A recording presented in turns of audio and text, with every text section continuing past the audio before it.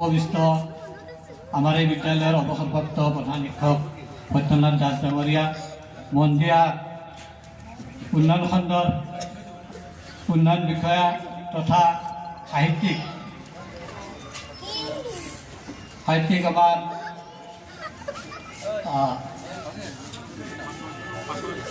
পাটোৱাৰী ডাঙৰীয়া, আমাৰ ৰাষ্ট্ৰীয় ভলীবল খেলুৱৈ ডাঙৰীয়া প্ৰমুখ্যে মঞ্চত উপবিষ্ট শ্ৰদ্ধা অতিথিসকল, মঞ্চৰ আশে পাশে থকা বা সন্মুখত থকা কবিসকল, এই সংবাদ গোষ্ঠীটোৰ বিষয়ববীয়াসকল, সাংবাদিক বন্ধু বান্ধৱীসকল, শ্ৰদ্ধা ৰাইজ, মোৰ সাধ্য অনুসৰি দিয়াৰ চেষ্টা কৰিছিলোঁ।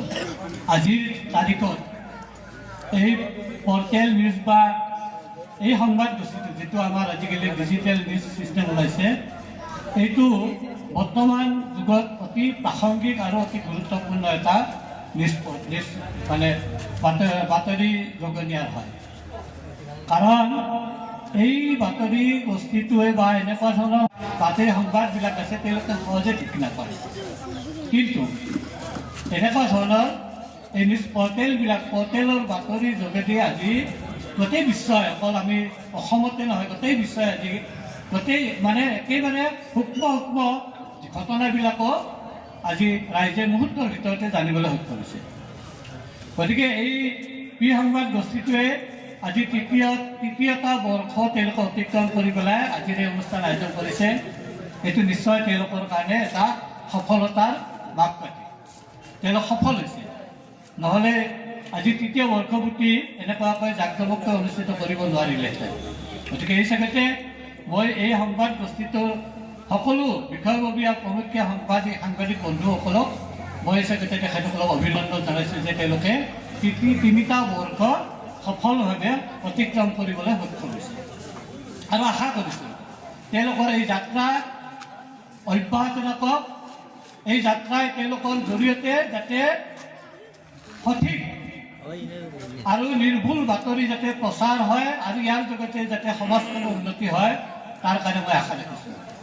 বাতৰি গোষ্ঠী বা বাতৰি জগনীয়াসকলে, সাংবাদিক বন্ধুসকলে যদি নিৰ্ভীকভাৱে বাতৰি পৰিৱেশন নকৰে, নিৰপেক্ষভাৱে বাতৰি পৰিৱেশন নকৰে, তেতিয়াহ'লে সমাজক যথেষ্ট ক্ষতি হ'ব পাৰে। হয়, সমাজখনক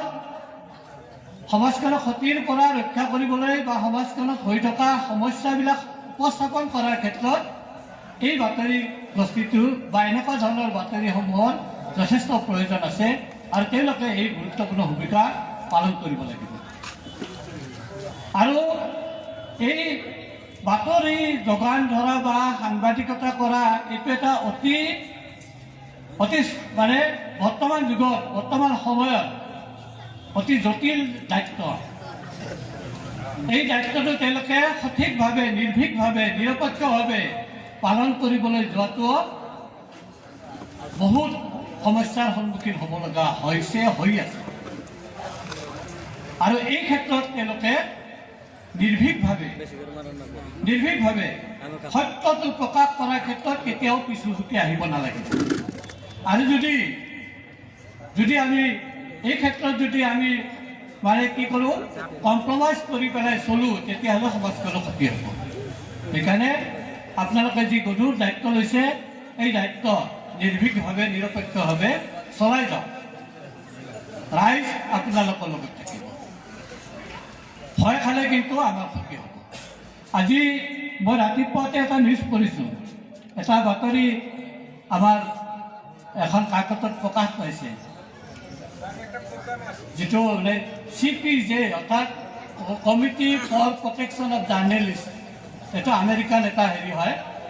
তেওঁলোকে এটা নিউজ আজি কৰিছে, একেৰাহে পঞ্চম বৰ্ষলৈ বিশ্বত 330জন সাংবাদিকক পতশাললৈ নিক্ষেপ। ইয়াৰ ভিতৰত আমাৰ ভাৰতবৰ্ষৰো 3জন সাংবাদিক বন্ধু আছে। আৰু আমি জানো যে যদি নিৰ্ভীকভাৱে, নিৰপেক্ষভাৱে কোনোবাই বাতৰি পৰিৱেশন কৰিবলৈ যায়, তেওঁৰ শত্ৰু বহুত বাঢ়ি যায়। ৰজাঘৰে শত্ৰু হওক বা অন্য শত্ৰু হওক, বহুত শত্ৰু বাঢ়ি যায়। কিন্তু তেওঁলোক সফল আৰু সফল হৈ আছে।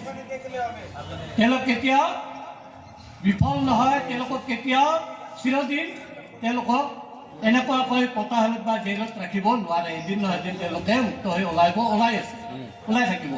এই বিশ্বজিৎ 30জন আজিলৈকে লাগিব। সেই সমন্বয়টো নাথাকিলে কিন্তু ক্ষতি হয়। সাংবাদিক বন্ধুসকলৰ প্ৰত্যেকে যিয়ে যি গোষ্ঠীৰে নহওক কিয় তেওঁলোকৰ মাজত এটা সমন্বয় থাকিব লাগিব। আৰু সমন্বয়তাৰে যদি তেওঁলোকে আগুৱাই যায় সমবেতভাৱে সমভাগী হৈ পেলাই নিৰ্ভীকভাৱে আগুৱাই যায় তেতিয়াহ'লে সমাজৰ বহুত উপকাৰ হ'ব। গতিকে মই আশা কৰিছোঁ যে তেওঁলোকে এই দায়িত্ব যি বামুৰ পাতি লৈছে এই দায়িত্বৰ ক্ষেত্ৰত তেওঁলোকে সাহসিকতাৰে আৰু নিৰপেক্ষভাৱে আগুৱাই যাওক, তেওঁলোক নিশ্চয় সফল হ'ব। গতিকে এই পৰ্টেলটোৱে আজি 3য় বৰ্ষপূৰ্তিটো মোক আমন্ত্ৰণ কৰি মানে মই ধন্যবাদ জনাইছোঁ। আশা কৰিছোঁ ইয়াত যিহেতু বহুত আমাৰ অতিথি আছে আৰু কবি সন্মিলনখনো আছে, বহুত দূৰ দূৰণিৰ পৰা বহুত কবিও আহিছে, অতিথিসকল আহিছে। গতিকে মই বিশেষ দীঘলীয়া নকৰোঁ, কিন্তু মোৰ প্ৰথম বৰ্ষপূৰ্তিৰ এটা মানে ঘটনা এটা আজি মোৰ মনত পৰিছে যে সেইদিনাখন যিখন আমাৰ মঞ্চ বনোৱা হৈছিল ঠাইখিনি বৰ ঠেক আছিল। তাত উঠিবলৈ যোৱাতে আমাৰ এজন সাংবাদিক বন্ধুৱে দুৰ্ঘটনাগ্ৰস্ত হৈ পেলাই এখন ভৰিত আঘাত পাইছিল নেকি। মানে এই তেওঁলোকক সহায় কৰিলে তেওঁলোকে সমাজখনক আগুৱাই নিয়াত আমাক অৰিহণা যোগাব পাৰিব। গতিকে ৰাইজৰ সেইকাৰণে মই ৰাইজক আহ্বান জনাইছোঁ এনেকুৱা অনুষ্ঠানত আহিব লাগে, আহি পেলাই সহযোগ কৰিব লাগে। গতিকে মই পুনৰ সংবাদ গোষ্ঠীক মানে কৰ্মকৰ্তাসকলক বিষয়বৰ্গক ধন্যবাদ জনাইছোঁ।